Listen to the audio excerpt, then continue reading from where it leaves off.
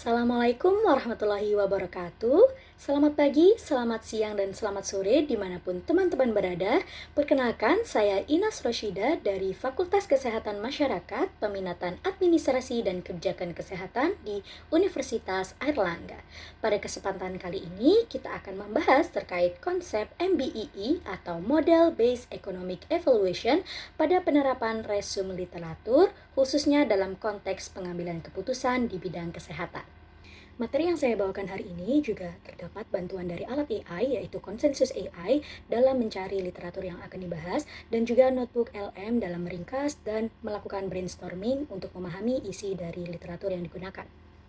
Seperti yang sudah saya notis sebelumnya, hari ini kita akan membahas terkait MBEE atau Model Based Economic Evaluation, di mana bersama kita akan mengulas 5 buah artikel dari segi key message-nya dan kontribusinya terhadap keilmuan AKK, terhadap pengelolaan dan pengembangan organisasi di pelayanan kesehatan, serta penyusunan kebijakan kesehatan.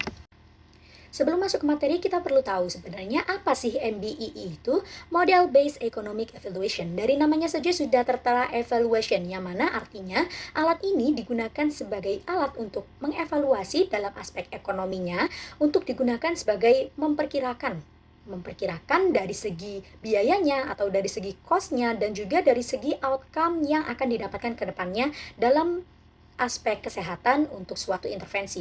Ada kalanya dalam program yang akan kita jalankan atau pilihan yang akan kita jalankan dalam pelayanan kesehatan, itu terdapat beberapa alternatif pilihan yang sama-sama memiliki tujuan yang sama. Oleh karena itu, kita perlu mempertimbangkan mana pilihan yang lebih tepat antara pilihan A dan juga pilihan B ataupun pilihan C yang lebih pas dari sisi cost-nya dan juga dari sisi outcome-nya dengan bantuan alat MBEE. Sejauh yang saya tahu, MBEE ini banyak sekali cara penerapannya. Beberapa yang bisa saya sebutkan antara lain decision tree, Markov model, micro simulation, dan dynamic model. Nah, sebenarnya kenapa sih harus MBEE? Kenapa kita harus memilih MBEE? Karena seperti yang kita ketahui, sistem kesehatan itu seringkali menghadapi keterbatasan sumber daya, sehingga tidak semua intervensi yang efektif dapat langsung diterapkan. Oleh karena itu, seperti yang saya jelaskan sebelumnya, ada kalanya kita dihadapkan dengan beberapa alternatif pilihan. Oleh karena itu, kita harus memilih mana pilihan yang paling tepat dari sisi ekonomi dan outcome-nya. Oleh karena itu, MBEE ini hadir sebagai metode yang mampu memprediksi manfaat kesehatan atau outcome dan cost suatu intervensi sebelum kebijakan tersebut diterapkan. Dan dari MBEE ini nanti akan dapat mensimulasikan atau memperkirakan dari dampaknya secara jangka panjang, karena kita sudah menghitung secara ekonomik dan juga secara outcome-nya dengan lebih optimal. Berikut ini merupakan kelima artikel yang akan kita bahas pada penjelasan kali ini untuk lebih memahami seberapa penting sih MBEE dalam penerapan di bidang kesehatan. Membahas terkait artikel yang pertama yang berjudul Informing Public Health Policies with Models for Disease Burden, Impact Evaluation, and Economic Evaluation. Dari artikel ini kita dapat mengetahui seberapa penting sih aplikasi dari MBEE itu. Dan dari artikel ini kita memahami bahwa model MBEE ini digunakan untuk memperkirakan beban penyakit, dampak intervensi, dan konsekuensi ekonomi sebelum kebijakan diterapkan. Dalam hal ini, model MBEE itu bukan sekedar alat prediksi, namun digunakan sebagai alat untuk menyederhanakan sesuatu yang masih kompleks, sesuatu yang masih rumit, sehingga memungkinkan pengambilan keputusan mengisolasi efek intervensi tertentu. Nah, kontribusi artikel ini dalam bidang AKK itu lebih kepada perencanaan dan pengambilan keputusan based on evidence, based on data, di mana artikel ini memperkenalkan klasifikasi model deskriptif versus analisis keputusan atau decision analytic. Dan kontribusinya dalam organisasi pelayanan kesehatan dapat membantu untuk merencanakan program. Dalam hal ini, itu membantu dalam alokasi sumber daya yang efisien dengan mengidentifikasi penyakit yang berbeban lebih tinggi. Dan kontribusinya terhadap penyusunan kebijakan itu terdapat di level tingkat makro, di mana mampu untuk menginformasikan respon terhadap keadaan darurat kesehatan seperti Ebola dan influenza. Baik, next. Kita sebelumnya sudah membahas terkait seberapa penting aplikasi dari MBEE itu. Nah, di literatur kedua ini kita akan lebih membahas bagaimana MBEE ini diterapkan.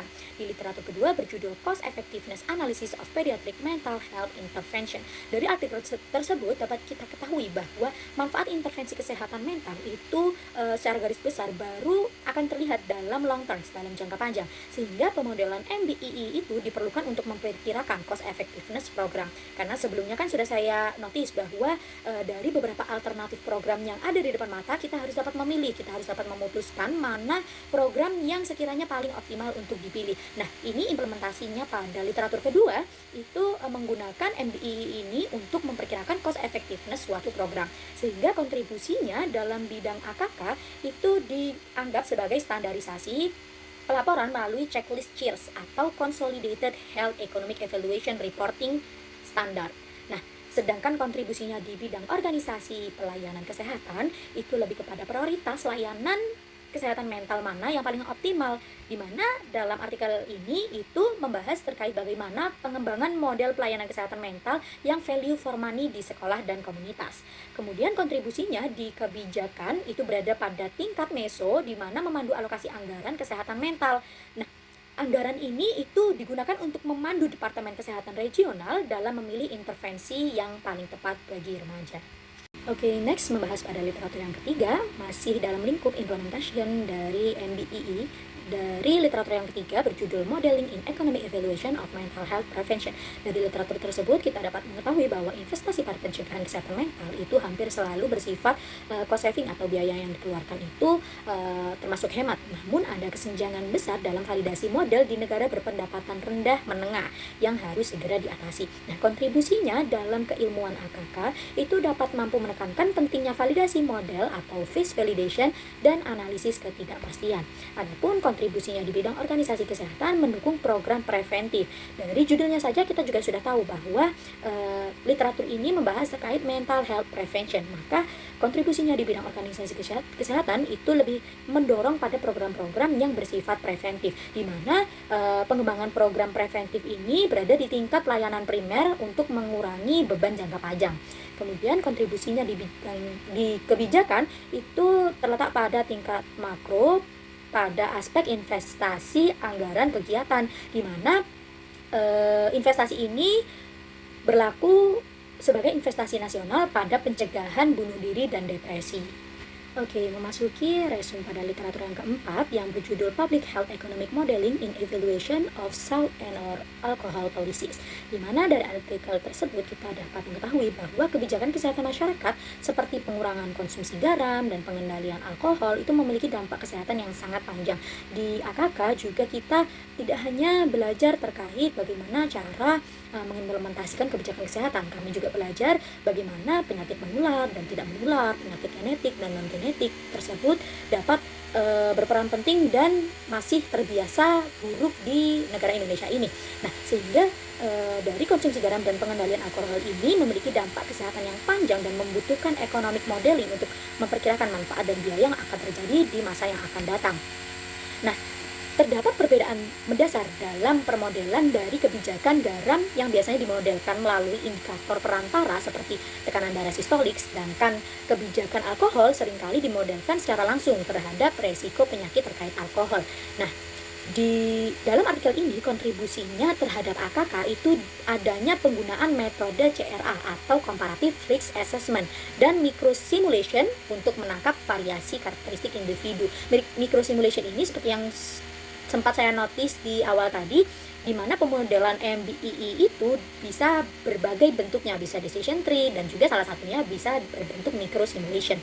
Kemudian kontribusinya di bidang organisasi pelayanan itu lebih kepada penyusunan program pencegahan penyakit tidak menular, di mana hal ini konteksnya dalam integrasi data resiko seperti BMI, rokok, kolesterol ke dalam manajemen penyakit tidak menular. Kemudian kontribusinya di bidang kebijakan berada di tingkat makro, di mana berperan sebagai evaluasi kebijakan pajak. Nah, evaluasi pajak ini berhubungan langsung dengan seperti pajak sodium dan harga per unit minimum untuk alkohol. Baik, memasuki pada literatur yang kelima, masih pada implementation MBII yang berjudul The Economics of the COVID-19 Pandemic. Dari artikel ini kita dapat mengetahui bahwa model MBII itu tidak hanya digunakan untuk mengevaluasi obat atau teknologi kesehatan, tapi juga digunakan untuk menilai kebijakan saat kita waktu itu lockdown atau social distancing dan inovasi pelayanan kesehatan selama pandemi. Nah, dari masa pandemi itu kita dipaksa untuk melakukan evaluasi ekonomi dan beralih dari sekedar biaya medis ke pendekatan kesejahteraan sosial atau social welfare function dan alat MCDA atau multi criteria decision analysis untuk menyeimbangkan dilema etika seperti prioritas pemilihan vaksin. Kemudian kontribusinya dari artikel ini di bidang AKK itu lebih kepada perencanaan respon terhadap pandemi, di mana artikel ini memperkenalkan konsep social return on investment untuk menangkap dampak sosial dan lingkungan. Misalnya saat pengurangan polusi ketika kita saat lockdown. Kemudian kontribusinya di bidang organisasi pelayanan kesehatan itu lebih kepada pengembangan telemedicine dan model pelayanan yang lebih baru.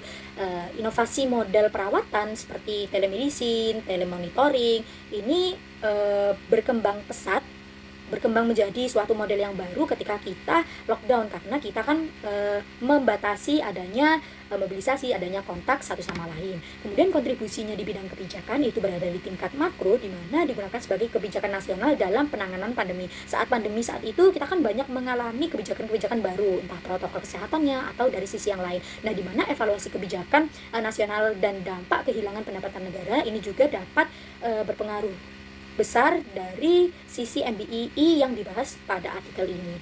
Baik, dari kelima artikel yang sudah kita ulas bersama, memang kita tahu bahwa dari artikel pertama hingga artikel kelima itu memiliki fokus yang berbeda-beda. Mulai dari artikel yang pertama itu lebih membahas konsep dan kebijakan, sehingga kita belajar seberapa penting sih MBII itu, dan mulai dari artikel kedua hingga kelima kita lebih membahas terkait implementasi MBII ini pada bidang kesehatan. Sehingga meskipun kelima-lima topik ini memiliki fokus yang berbeda, namun seluruhnya memiliki kontribusi yang penting di bidang AKK maupun pada bidang organisasi pelayanan kesehatan, karena melalui MBII, aplikasi MBII ini kita dapat memutuskan kebijakan, memutuskan keputusan yang lebih tepat berdasarkan analisis-analisis yang sudah direncanakan dan dibuat matang sebelumnya, sehingga kita juga bisa dapat memprioritaskan mana yang harus lebih penting, mana yang harus dikerjakan lebih dulu, dan mana yang harus dikerjakan setelahnya, sehingga kontribusi ini dapat berpengaruh besar pada evidence based decision making, priority setting, and resource allocation, serta health technology assessment. Sehingga MBII ini sebagai aspek yang krusial dalam AKK untuk memungkinkan kita melakukan sesuatu berbasis bukti, berbasis evidence di kesempatan-kesempatan yang akan datang, di mana kelima literatur ini menunjukkan bahwa MBII itu telah berkembang dari sekedar analisis biaya klinis atau mikro menjadi alat evaluasi kebijakan sistemik makro yang mencakup aspek kesehatan mental, gaya hidup, hingga respon pandemi global seperti yang 5 artikel yang sudah kita ulas sebelumnya. Sehingga dari pembelajaran hari ini dapat kita simpulkan bahwa MBII ini merupakan pendekatan yang sangat penting dalam sistem kesehatan modern, karena MBII ini memungkinkan pembuat kebijakan atau decision making itu untuk memperkirakan biaya, cost-nya, memperkirakan manfaat kesehatannya, outcome-nya, serta dampak jangka panjang suatu intervensi tanpa harus menunggu hasilnya itu benar-benar terlihat di depan mata, karena kan kita sebelum melakukan sesuatu harus direncanakan sematang mungkin, salah satunya menggunakan MBII model. Oleh karena itu, model ini itu berperan penting dalam pengembangan organisasi pelayanan kesehatan, decision making, serta penyusunan kebijakan kesehatan yang lebih tepat sasaran dan lebih sesuai dengan kebutuhan masyarakat yang akan mendatang. Berikut ini merupakan 5 daftar referensi yang sudah kita bahas sebelumnya. Mungkin cukup sekian yang dapat saya sampaikan. Semoga pembelajaran hari ini dapat bermanfaat. Terima kasih. Wassalamualaikum warahmatullahi wabarakatuh.